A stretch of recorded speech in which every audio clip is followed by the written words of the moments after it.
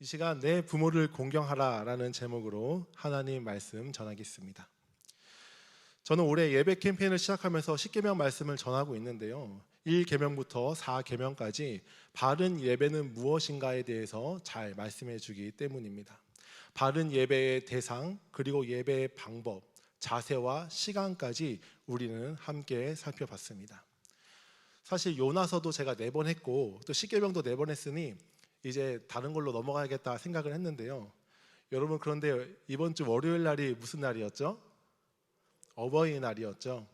공교롭게 어버이날과 5계명 순서가 제가 맞아서 이렇게 된 거 10계명까지 10번째까지 쭉 이어나가야겠다 이렇게 생각을 했습니다. 여러분 모두 어버이날 잘 보내셨나요? 이날을 기념하여 부모와 자녀가 같이 식사도 하고 또 용돈도 드리며 즐거운 시간을 보냅니다. 저는 어릴 때 학교에서 카네이션을 만들어서 이렇게 부모님 가슴에 이제 꽂아드리면서 이렇게 부모님 사랑해요라고 했던 그런 기억들이 있습니다. 근데 요즘에는 나이가 먹어서 그런지 좀 말을 하기가 조금 부끄럽더라고요. 여러분은 부모님께 사랑한다는 말 잘 하고 계신가요? 오늘 설교 핵심은 간단합니다. 한마디로 누구를 잘 공경하자? 부모를 잘 공경하자. 우리 모두 부모님을 잘 공경하기를 바랍니다. 이렇게 설교가 끝나면 이제 너무 좀 빨리 끝나니까 조금 더 이야기하도록 하겠습니다. 사실 생각해보면 부모 공경은 기독교에서만 가르치지 않습니다. 여러 종교와 사상 또 윤리, 인간의 기본으로 가르치고 있지요. 부모 공경을 반대하는 종교나 윤리, 도덕은 거의 보기 드뭅니다. 그렇다면 우리는 생각해 보기를 원하는데, 우리는 왜 부모를 공경해야 할까요? 여러분, 우리가 부모님을 왜 공경해야 합니까? 나를 낳아주셨기 때문에 공경해야 합니다. 부모를 통해 내가 이 땅에 태어났기 때문이에요. 다시 말해 부모가 존재하기에 내가 존재하는 것이죠. 제 아버지가 중학생 때 이제 기차에서 이렇게 떨어져서 다리 위로 이렇게 기차가 지나가는 그런 큰 사고가 있었어요. 근데 당시 이제 지역 방송에서는 이제 사망했다고 보도되기도 했는데요. 그때 만약에 제 아버지가 돌아가셨으면 제가 없는 거죠. 이처럼 부모님이 존재하시기에 지금 우리가 있습니다. 따라서 우리는 부모를 잘 공경해야 하는 거죠. 우리의 생명의 전달자이니까요. 또한 우리가 태어날 때부터 오랜 세월 동안 먹이고 입히고 재워주셨기에 우리는 공경해야 합니다. 한 생명을 양육하는 것이 결코 쉬운 일이 아니죠. 경제적 지원은 물론 육체적, 정신적으로 많은 에너지와 수고가 듭니다. 따라서 우리는 마땅히 부모를 잘 공경해야 하죠. 또한 부모님이 우리를 사랑하셨기에 우리는 마땅히 부모님을 공경해야 합니다. 자녀가 어떻게 부모의 사랑을 다 알 수 있을까요? 흔히들 내리사랑이라고 이야기하지 않습니까? 자녀는 책임감 때문인지 시간과 돈을 쓰는 게 그나마 좀 덜 부담스럽죠. 하지만 안타깝게도 부모에게 시간을 드리는 것, 또한 돈을 쓰는 것은 조금 더 부담스러운 게 우리의 솔직한 현실이라는 거예요. 이처럼 우리가 부모님을 공경해야 하는 이유는 여러 가지가 있습니다. 그 중에 가장 중요한 것은 무엇일까요? 오늘 제가 총 3가지 질문을 드리려고 하는데, 그 중에 첫 번째 질문입니다. 왜 우리는 부모를 공경해야 할까요? 한번 따라해 볼까요? 하나님께서 내 부모를 대리 통치자로 세우셨기 때문이다. 네, 누가 내 부모를 대리 통치자로 세우셨다고요?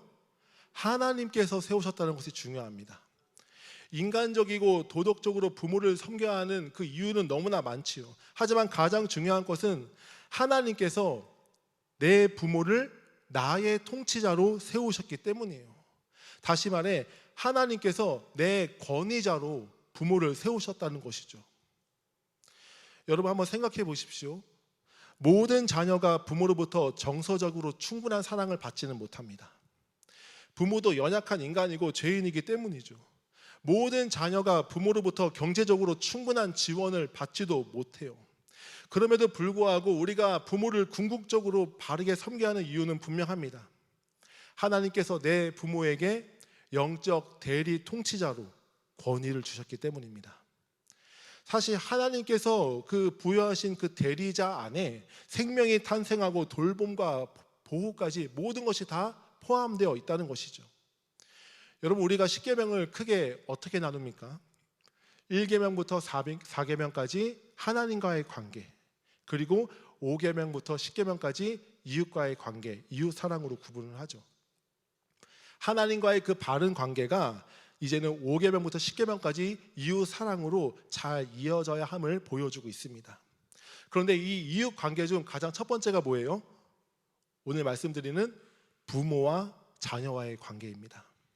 사실 어떻게 보면 가장 가까운 이웃이죠. 부모, 자녀의 이 관계가 모든 인간 관계의 기본이요 기초라는 사실이에요. 이 관계를 통해 서로는 많은 것들을 배워나갑니다. 자녀는 어떤가요? 언어부터 밥 먹는 방법, 모든 기본 예절, 사랑과 보호를 받는 것이 무엇인지를 배우죠. 또한 부모는 자녀를 통해 사랑하는 법, 헌신하는 법, 인내하는 법을 배웁니다. 그리고 자녀를 키우면서 자신의 연약함이 어디까지인지, 자신의 죄된 모습까지도 깨닫게 되는 것이죠. 대화가 되고 쌍방인 부부와는 또 다른 관점으로 많은 것들을 배워나갑니다. 그리고 하나님께서는 부모와 자녀와의 그 관계를 통해 모든 세계가 질서 있고 아름답게 세워져 나가기를 원하신 거죠. 가정이 화목하면 모든 일이 잘 풀린다는 가화만사성이라는 말이 있지 않습니까? 사실 성경적인 원리인 거예요. 부모의 권위를 인정하고 그리고 부모님을 사랑할 때에 6계명부터 10계명까지 이웃 사랑을 자연스럽게 실천할 수 있다는 것이죠. 그래서 6번째 계명 살인하지 말라보다 더 앞에 있지 않습니까? 이 권위와 이 질서가 바르게 세워지면 다른 것들도 자연스럽게 지켜나갈 수 있는 거죠. 반대로 부모의 권위를 인정하지 않을 때 다른 이웃과도 수많은 그런 문제, 죄악들이 유발되는 거예요. 부모 공경은 6계명부터 10계명까지 잘 지킬 수 있는 이웃 관계의 출발점이 됩니다. 나아가 하나님께서는 이 부모를 통해 자녀가 하나님을 경험하고 느끼기를 원하신 거예요. 그래서 1계명부터 4계명까지도 잘 지킬 수 있는 결정적인 요인이 누구에게 있습니까? 부모에게 있다는 것이죠. 이 5계명이 어떻게 보면 다리가 되는 거예요. 자녀는 부모를 통해 무조건적인 사랑이 무엇인지 배웁니다. 섬김이 무엇인지, 희생이 무엇인지 느끼기 시작하는 거죠. 물론 모든 부모가 완벽하진 않습니다. 불완전하지만 그래도 세상에서 하나님의 사랑을 가장 잘 표현하는 존재가 누구입니까? 부모라는 것이죠. 여러분, 돌아가실 때까지도 자녀를 걱정하면서 숨을 거두시는 분이 누구십니까? 우리 부모님이죠. 나는 조금 못 먹고 못 입더라도 자녀 교육시키며 조금이라도 자녀들 더 잘 입히고 먹이고 싶은 게 모든 부모의 마음 아닙니까? 아파도 자녀 걱정할까 봐 아프다고 말하지 못하고 괜찮다고 속으로 삭히시는 분도 부모님이세요. 예전에 어떤 가수가 어머님께라는 노래로 전 국민에게 크게 공감을 받은 적이 있는데요. 그 가사는 대략 이렇습니다. 우리 집이 너무 가난해 맨날 라면 먹는 게 지겨웠어요. 그래서 하루는 어머니께 대들었죠.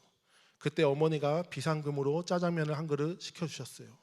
짜장면을 맛있게 먹으며 엄마에게도 먹어보라고 한마디 건넸죠.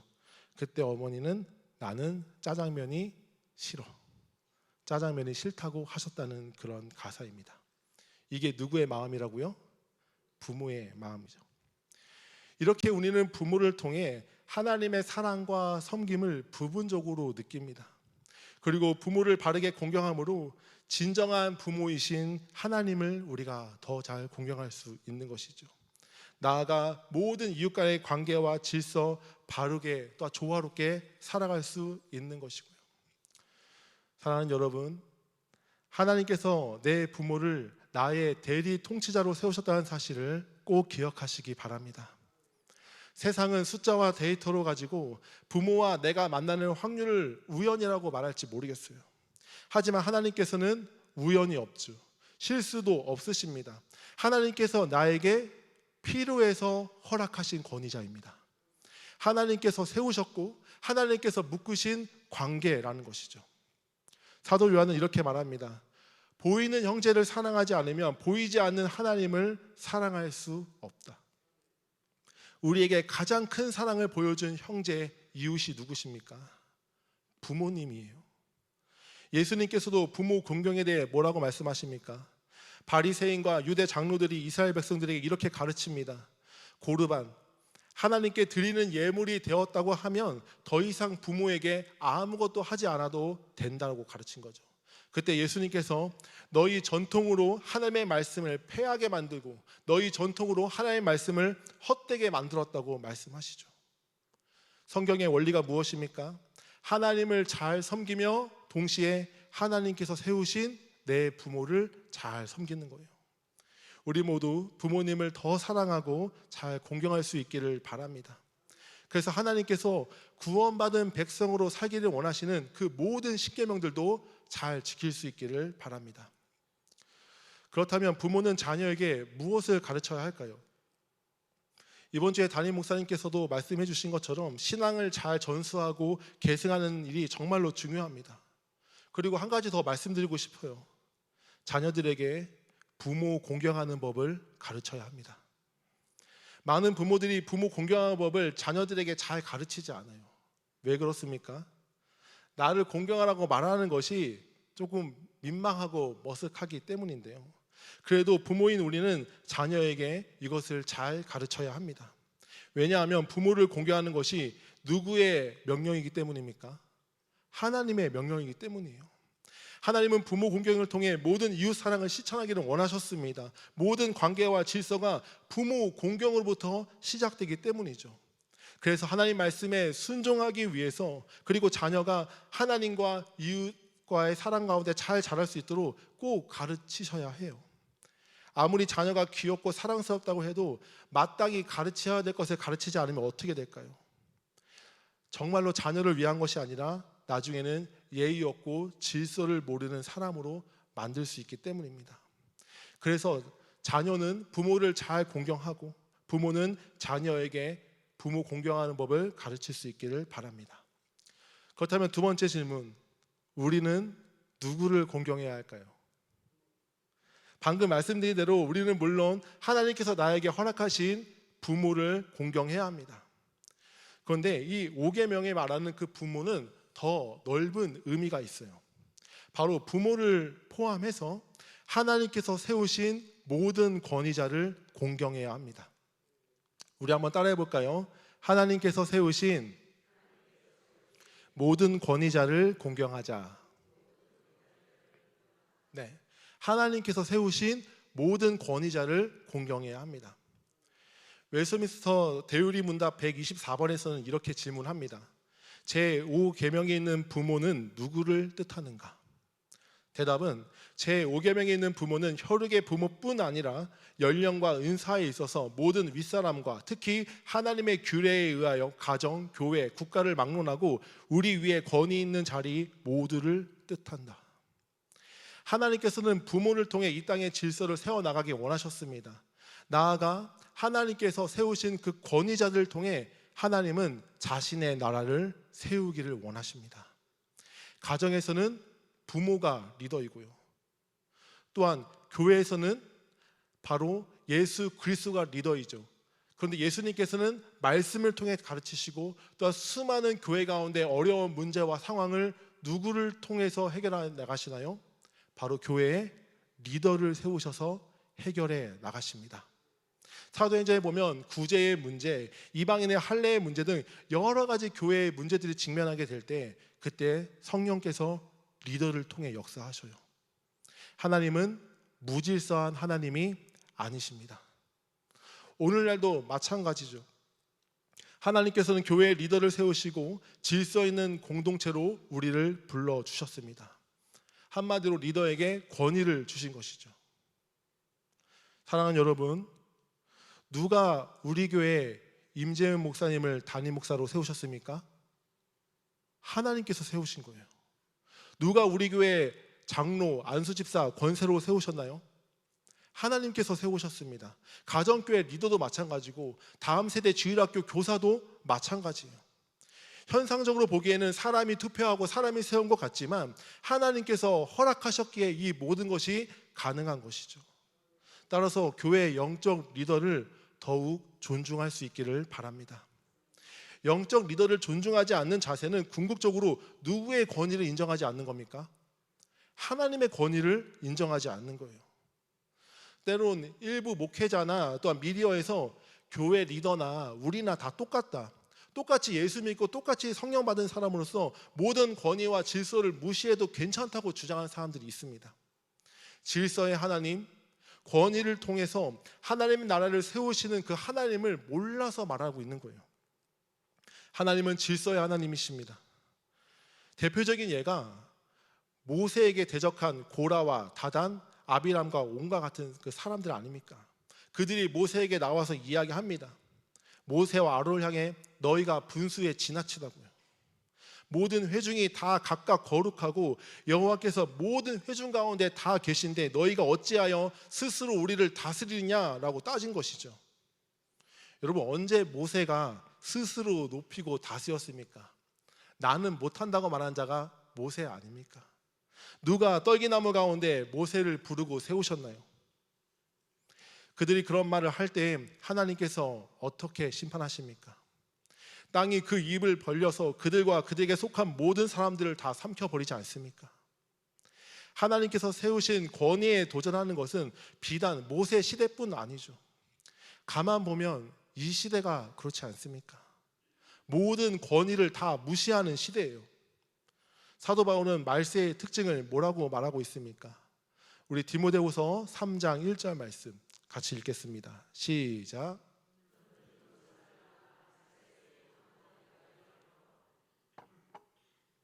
2절도 이어서 보면 사람들이 자기를 사랑하며 돈을 사랑하며 자랑하며 교만하며 비방하며 또한 누구를 거역한대요? 내 부모를 거역하며 라고 말합니다. 이 시대의 가정의 권위, 교회의 권위, 선생님의 권위, 국가 지도자의 권위를 인정하지 않는 것이죠. 나와 생각이 조금만 달라도 존중하지 않습니다. 반대하고 비난하기에 바쁜 거죠. 극단적인 이기주의, 자신만을 생각한 개인주의가 팽배한 거예요. 나와 조금 생각이 다르면, 아니면 내가 조금 불편하고 조금 희생해야 한다면, 내가 손해보는 것 같은 느낌이 들면 바로 비난하는 것이죠. 이것이 포스트 모더니즘의 대표적인 특징입니다. 그리고 사탄은 이 모든 공동체를 무너뜨리는 계략으로 이것을 쓰고 있는 거죠. 자유와 나의 옳음이라는 슬로건으로 국가나 단체, 어떠한 공동체의 질서도 인정하지 않는 겁니다. 그들은 자기 자신의 옳음과 다양성을 외치지만 공동체의 통일성과 질서는 다 무너뜨리고 있는 거죠. 교권이 지금 무너지고 있고요. 동성애를 주장하면서 동시에 이 시대는 자신 스스로가 자신의 성별을 결정할 수 있다고 말합니다. 에이즈 환자는 급증하고 있고요. 사탄에게 속고 있는 것을 본인들만 모르고 있는 거예요. 여러분, 모든 곳에는 리더가 있습니다. 회사나 학교에서도 리더가 있고요. 국가도 대통령을 비롯한 여러 위정자들이 있죠. 여러분, 큰 하나님의 섭리 가운데 다 누가 세우셨다고요? 하나님께서 리더로 세우셨습니다. 물론 그 리더의 그 모든 부분들이 내 마음에 들지는 않죠. 내 배우자도, 내 자녀도 다 모든 부분이 내 마음에 들지 않는데, 심지어 나 자신의 모습조차 내 마음에 들지 않는 것이 우리 아닙니까? 여러 가지 약점과 부족한 점이 참 많이 있죠. 없는 사람이 어디에 있습니까? 따라서 우리가 취해야 할 만땅한 태도가 무엇입니까? 로마서 13장 1절 말씀 같이 읽겠습니다. 로마서 13장 1절 말씀 시작. 각 사람은 위에 있는 권세들에게 복종하라. 권세는 하나님으로부터 나지 않음이 없나니 모든 권세는 다 누가 정하셨다고요? 하나님께서. 사도 베드로도 2장 17절에 이렇게 말씀하고 있어요. 베드로전서 2장 17절 말씀 같이 읽겠습니다. 시작. 무릇 사람을 공경하며 형제를 사랑하며 하나님을 두려워하며 누구를 존대하라고요? 하나님께서 세우신 왕을 존대하라. 하나님께서 세우신 권위를 인정하는 자세입니다. 존중하는 자세이죠. 하나님은 권위자를 세우심으로 공동체가 질서 있고 보호를 받을 수 있도록 허락하신 겁니다.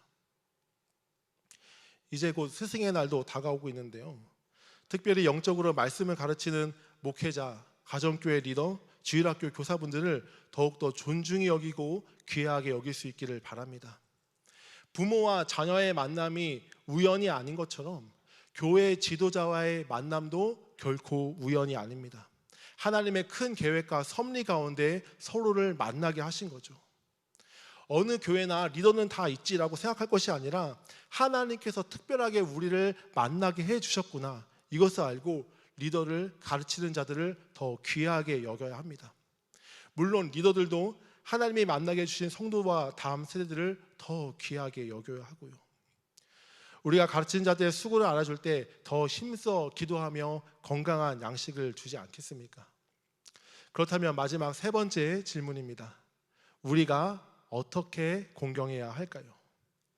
하나님께서 우리에게 권위자로 세우신 부모님을 포함한 모든 리더들을 우리가 어떻게 공경해야 합니까? 이것도 따라해 볼까요? 주 안에서 공경해야 한다. 누구 안에서요? 주 안에서 공경해야 합니다. 우리는 권위자들을 향해 주 안에서 공경해야 하죠. 스탈린, 마오쩌둥, 히틀러 이런 지도자는 바로 주 안에서 공경하면 안 되죠. 자신의 부와 명예, 권력을 위해 수많은 사람들을 잔인하게 학살하지 않았습니까? 이러한 자들은 결코 공경할 수 없죠. 부모에 대해서도 우리가 부모님의 연약함과 부족함은 물론 이해하고 존중해야 합니다. 모든 부모에게 다 있는 거예요. 하지만 부모가 악의적이고 고의적으로 예배드린 것을 반대하고 다른 사람의 물건을 훔치라고 말하고 이런 것들은 우리가 순종할 수 없는 것이죠. 왜냐하면 모든 권위의 근원이 하나님이시니까요. 당연히 하나님 말씀에 위배되는 것은 순종하면 안 됩니다. 여기서 공경은 히브리어로 카베드라고 하는데요, 무겁다, 중하다라는 뜻이에요. 부모님의 존재 그리고 부모님의 말씀을 무겁고 존중히 여기는 뜻이죠. 동시에 카베드는 마음이 완악하다라고 할 때도 쓰입니다. 바로가 마음이 완악하다고 할 때도 이 카베드가 쓰였어요. 따라서 자신의 말과 생각을 무겁게 여기는 것이 완악한 것이고요, 반대로 하나님과 부모님의 말씀을 무겁게 여기는 것이 공경이라는 것이죠. 요즘 나는 누구의 말을 더 무겁게 여기고 있습니까? 미국의 저명한 조직신학자 웨인 그루뎀은 부모 공경에 대해서 이렇게 말합니다. 부모님께 어릴 때는 순종을, 성인이 되어서는 존중을, 부모님이 늙어 힘이 없게 되면 돌봄을 통해 공경을 실천해야 한다. 특히 노부모 돌봄에 대해서 이렇게 말합니다. 정기적으로 찾아뵙고 전화통화를 자주 하는 것이 나이 든 부모에 대한 책임의 중요한 부분이다. 요즘 우리의 모습은 어떠합니까? 참 바쁘고 자주 찾아뵙기가 쉽지 않은 시대인데요, 하지만 조금 더 시간을 내어서 정기적으로 찾아뵙기를 바랍니다. 그리고 조금 더 마음을 내어서 전화통화도 자주 하길 바랍니다. 사실 저도 잘 안 되는 부분이라 요즘에 많이 노력하고 있는데요, 부모님이 먼저 전화가 올 때가 있어요. 사실 부모님이 먼저 전화가 온다는 것은 몇 번이고 할까 말까 고민하다가 하는 거거든요. 그래서 요즘엔 제가 먼저 정기적으로 하려고 노력하고 있습니다. 우리 모두도 가급적 더 많이 찾아뵙고 또한 자주 전화할 수 있기를 바랍니다. 특히 부모님이 나이가 들수록 우리가 참 존중하는 자세가 중요하다라는 생각이 들어요. 다시 말해 부모님이 무시당하는 느낌, 소외당하는 느낌을 주지 않는 게 참 중요하다는 생각입니다. 아무래도 부모님이 이렇게 나이가 드심에 따라서 이렇게 빠르게 시대가 변화되는 것을 힘들어 하실 수 있어요. 요즘에 핸드폰으로 많은 것들을 할 수 있지 않습니까? 인터넷 뱅킹, 스마트폰 어플, 각종 온라인과 쇼핑, 기계 다루는 것 이런 것들을 예전에는 어렸을 때 부모님이 더 잘했는데 이제는 우리가 더 잘하게 된 거죠. 하면서 나도 모르게 엄마 아빠는 이것도 몰라 하면서 업신여기고 있지는 않는지, 은연중에 무시하는 태도가 있지는 않은지 우리가 주의해야 하는 거죠. 부모님께 무시받는 느낌이 들지 않게 해야 합니다. 부모님 하시는 말씀을 우리가 존중하며 업신여기지 않는 태도가 공경에 있어서 너무 중요한 것이죠. 그럴 때 우리 하나님께서는 어떻게 역사하십니까? 내게 준 땅에서 내 생명이 길 것이다 말씀합니다. 또한 신명기에서는 모세는 다음 세대들에게 부모를 공경하면 내 생명이 길고 복을 누리리라 라고 하면서 복을 누린다고 덧붙이며 강조하고 있어요. 사도 바울은 에베소서 6장에서 뭐라고 말합니까? 이것이 약속 있는 첫 계명이다 라고 말을 합니다. 하나님께서 특별히 부모 공경한 만큼은 약속 있는 계명이라고 말씀하고 있는 것이죠. 장수하며 잘 될 것이라고 말씀합니다. 하나님을 우리가 사랑하는 만큼, 하나님의 권위를 인정하는 만큼 부모님을 잘 공경할 수 있기를 바랍니다. 오늘 말씀을 맺겠습니다. 말씀을 준비하면서 나는 언제가 가장 행복했지라고 생각해 봤어요. 가만 생각해 보니 어린 시절이 마냥 행복했더라고요. 크게 걱정거리, 미래에 대한 염려 없이 그냥 친구들과 재밌게 놀다가 엄마가 밥 먹으러 오라고 하면 또 밥 먹고 또 자고 이런 단순하면서도 재미있는 생활이 저에게는 행복했습니다. 가만 생각해 보니 부모님이라는 큰 우산이 계셨기에 가능한 것이죠. 어린 시절 저에게 부모님은 내 삶의 모든 것을 책임져주는 슈퍼맨과 같은 분이셨으니까요. 물론 부모님이 개척교회라 넉넉하진 않았지만 어린 자녀가 크게 고민하지 않을 수 있도록 그런 수많은 우박과 소낙비를 대신 다 막아주신 것이죠. 부모님이 저의 목까지 걱정해 주시고 기도해 주셨기 때문이었습니다. 성경은 말씀합니다. 만사에 다 때가 있다고요.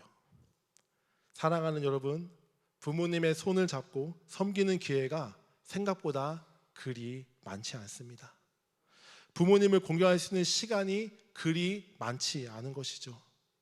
본인보다 우리가 잘 될 때 더 기뻐해 주시는 부모님, 노심초사 우리를 위해 기도하고 정말 사랑하는 그 부모님의 마음을 우리가 어떻게 다 헤아릴 수 있겠습니까?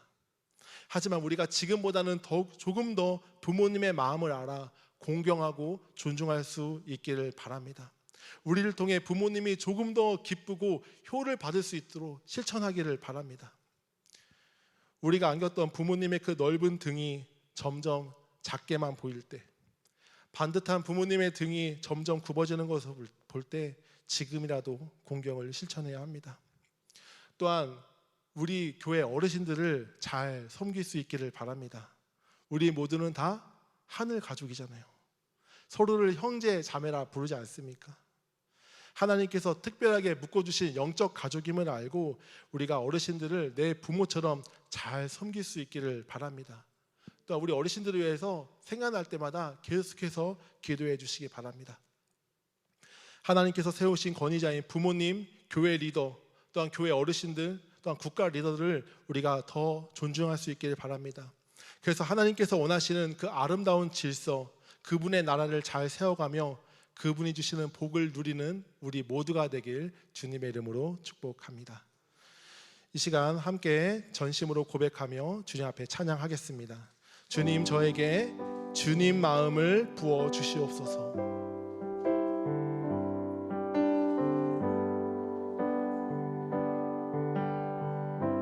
보소서 주님, 보소서 주님, 나의 마음은 선한 것 하나 없습니다. 그러나 내 모든 것 주께 드립니다. 사랑으로 안으시고 날 새롭게 하소서. 주님 마음 내게 주소서. 내 아버지 주님 마음 내게 주소서. 나를 향하신 주님의 뜻이 이루어지도록 주님 마음 내게 주소서. 주님 마음 내게 주소서. 주님 마음 내게 주소서. 내 아버지 주님 마음 내게 주소서. 나를 나를 향하신 주님의 뜻이 이루어지도록 주님만 내게 주소서. 내게 사랑을 가르치소서. 당신의 마음으로 용서하게 하소서. 주의 성령 내게 채우사 주의 길 가게 하소서. 주님 당신 마음 주소서.